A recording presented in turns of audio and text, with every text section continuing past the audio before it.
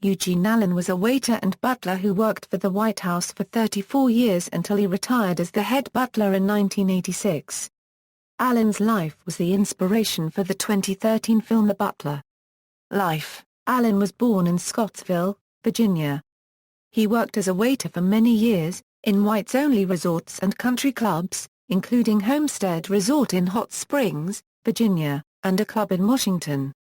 He started in the White House in 1952 as a pantryman, a job which involved basic tasks such as dishwashing, stocking and cleaning silverware. Over the years Allen rose in his position, becoming the butler to the president. Allen was particularly affected by the death of President Kennedy in 1963. According to his son, "My father came home late on the day that President Kennedy had been shot. But then he got up and put his coat back on. He said, 'I've got to go back to work.' But in the hallway, he fell against the wall and started crying. That was the first time in my life I had ever seen my father cry." He was invited to the funeral, but chose to stay at work to prepare for the reception, because someone had to be at the White House to serve everyone after they came from the funeral.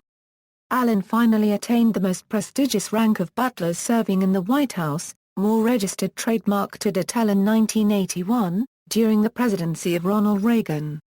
Reagan invited Allen and his wife Helene to a state dinner in honor of Helmut Kohl at the White House. He retired in 1986.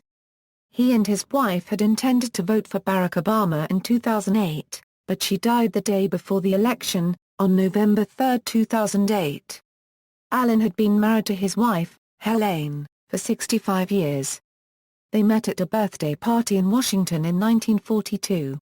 The couple had one son, Charles Allen. Eugene Allen died at the Washington Adventist Hospital in Takoma Park, Maryland on March 31, 2010. His death was caused by renal failure. Public reputation: Allen came to public attention when a 2008 article about him and his wife, entitled "A Butler Well Served by This Election," was published in the Washington Post shortly after the 2008 presidential election. It placed Allen's life in the context of changing race relations and the personalities of the presidents he'd served. It ended with the story of how the couple intended to vote for Obama together, but Helene died just before the election.